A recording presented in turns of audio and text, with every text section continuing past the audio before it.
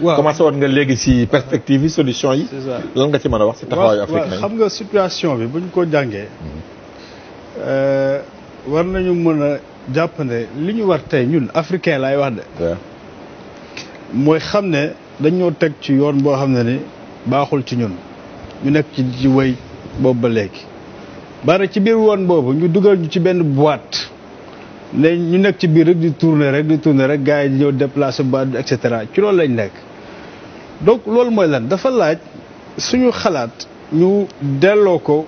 ci yoon bu baax bi te yoon xalaat yu baax nag pour teg Afrique ci yoon bu war a teg am na fi de tumuraanke wu fi asafula dafa am na fi mais dafa tumuraanke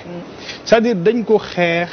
ñàkkal ko fayda ba léegi sax tey boo waxee nga reprendre une thèse de Cheikh Anta Diop ñu ne la yow da nga tardé alors que ñoom ñoo xamoon lan moo baax ci Afrique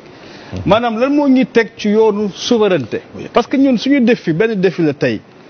wax naa ko sànq dama si ñëwaat mooy la maîtrise de l'initiative africain bi fexe ba moom lépp lu muy def suba ba ngoon mu nekk moom moo koy xalaat gëstu ko boppam gis ne lii mooy jëriñam lii moo ànd ak askanam daal lu koy tëgg def dina metti nag dana moo tax loolu mënagul a nekk. waaw parce que li ma la wax sànq moo nekk parce que dafa am benn retard bu ñu am boo xam ne ni benn système bu ñu ko fi teg bu ñu ci dugal moo ñu ko moo si nekk système boobu nag pour ñu génn si dafay jafe xam nga lu tax d'abord dañ ko jël ñi ko yore di ñoo xam ne ni dañuy déglu feneen waaye duñ déglu seen askan wi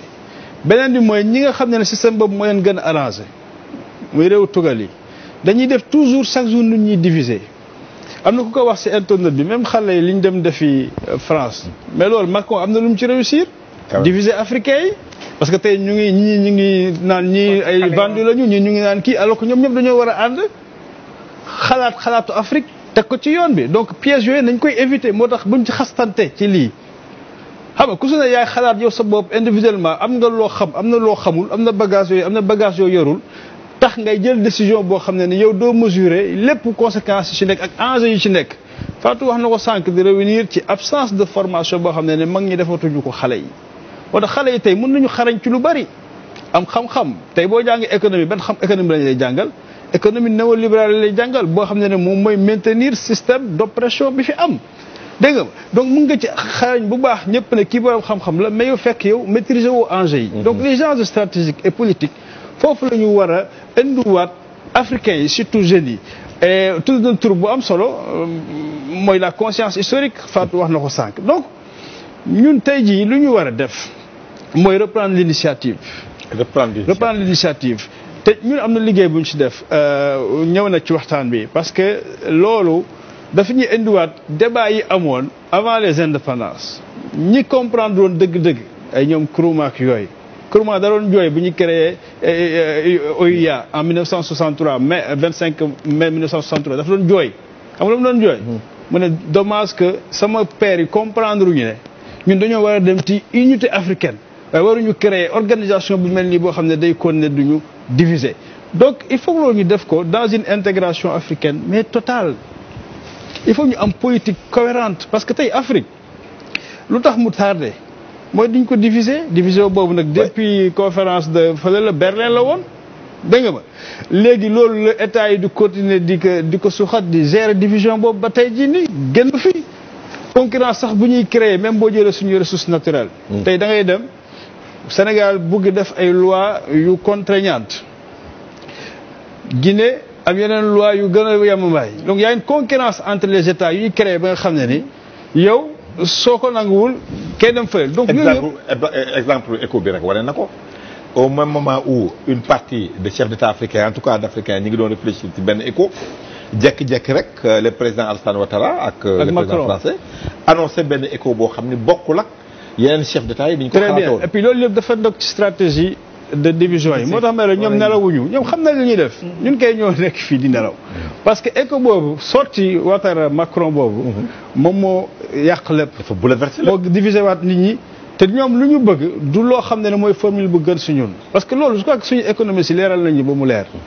muy ñu mag ñi ba ci ñoom mu ñee ñoom Kassé ba récemment Ndongo Samb si la ak ñeneen leeral nañ ci leeral goo xam ne ni tey moo ne tant que gérer wuñ ko suñu bopp du sotti te ñoom bëgguñu loolu Sarkozy waxoon na ko ne africains yi bu ñu génnee ci CFA c'est France dana jógee fi mu nekk ci puissance ba nekk 30 et quelques xam nañu loolu monnaie bi mooy kii parce que monnaie bi aussi ñun lu ñu bëgg a def maîtrise initiative bi surtout ci contexte bi nga xam ne ñun tey ñoom wan nañu ne ñun am nañu ressource parce que ressource xam nga yàgg na fi mais dañu ko làqoon de ñoom xamoon nañ ko de mais tey nag wan nañu ressource am na fi parce que c'est le marché africain qu'il faut envahir aujourd'hui mais ressources yi am na fi boo fekkee yow am nga ressource ngay réew nga am ressource kon yow ñàkkatuloo dara ressource boobu lan moo koy wëlbati xaalis ngay indi investir xaalis donc ak technologie ñun paradigme bi lu ñuy wax dañ naa ñun amuñu xaalis amuñu technologie donc on est obligé di signer ak ay entreprises étrangères mais c'est faux boo ñëwaatee ci CFA bi ngay comprendre loolu parce que suñu économie si lu ñuy wax mu leer la théorie économique moderne que ni état bi bu nekkee au centre de tout état Sénégal am naa ressource mais su ma amee sama monnaie boo xam ne maa ko maîtriser sama bopp man maay décider ñaata xaalis laay jël dugal ko pour exploiter ressource boobu def ko richesse mi mel ni Covid bi li mu am fële rek def ko richesse ñoom tëgg nañu seen alalu bopp régler seen i problème pour xeex feebar bi yow mënoo ko def voilà donc décision yooyu nag moo tax yooyu ku ko laal ñoom dañuy dal sa kaw parce que xam na ni boobaa nga leen di rey donc am na chef d'état yu ko commencé woon subveniste olympien bi bu waxee affaire monnaie lañ ko liquidé Sankara lañ ko liquidé donc finalement africains ñoom ñoo war a dooleel seen bopp te doyen wax na ko sécurité bi dafa nekk beneen levier boo xam ne ci la ñu tëyee mais pourtant Union africaine amoon na de grands bénéfices même ñoom Abdoulaye Wade ak ñoom Kadhafi liggéey nañ ci bu baax ba bu ne léegi il faut ñu am vraiment suñu sécurité ñu gérer ko suñu bopp au niveau des forces voilà mais ñu torpiller ko gis nga Kadhafi fu mu mujjee donc tey peuple yi ak élite bi lay wax man du wax sax acteur politique kese mais élite yi de façon générale ak peuple yi ñoo war a ànd suñu intellectuels yi dañu war a nekk li Gramsci doon wax intellectuel organique du peuple pas d'État parce que intellectuels yi nekk fii di taaye lu président bëgg nga defal ko et cetera c'est contre ton peuple taaye de bi nga ko waxee rek xaw nañu am xalaat waaw mën nañ ko wax oui bien sûr mooy Ismaïla sama grand la Ismaïla moom mooy revendiquer ni c'est un tailleur de haute couture mais il n'a pas parfaitement raison mais nous on n'a pas besoin de haute couture on veut habiller tous les Sénégalais et tous les Africains donc on veut quelqu'un qui taille pour les Africains et les Sénégalais donc loolu mooy problème donc intellectuel warul far ci nguur même loolu ñu am diine sax xam nañ ko dañ naan la moytul nguur mais da nga war a ànd ak askan wi peuple bi di leen déglu comme ni ñoom Fatou di wax li bu waxee nga xam ne ni kii c'est une analyse qui sort de nos réalités et des dynamiques sociales yi fi am mais loolu la ñu war a déglu pour tabax suñu ay politique donc il faut que ñu am ñun Afrique une harmonisation des politiques publiques cohérentes mais surtout souveraine souveraineté bi nag mooy affaire am na ñu koy xeex ñu leen di tuuxaal di leen toroxal dinaa leen gis nga ñoom Guy Marius Sagna li ñuy xeex te ñu amaan ak ñoom di ko xeex loolu rek moo jar Sénégalais yi africains yëpp jóg xar seen tànk tubéy pour xeex ko c'est-à-dire que mooy pour ñun ñu moom suñu bopp moom suñu koom moomuñu ko te gis nga lu tax ma la koy wax dafa am débat boo xam ne ni foog ñu ngi ciy liggéey parce que Afrique dafa soxla mobiliser ay ressources yi mu am pour financer développement mais tey gis nañ ni ressources yooyu ñeneen ñoo ko capté ci stratégie yu bëri